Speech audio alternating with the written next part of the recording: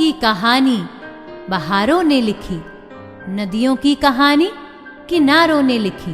वीर किसी कलम के मोहताज नहीं, क्योंकि वीरों की कहानी तलवारों ने लिखी।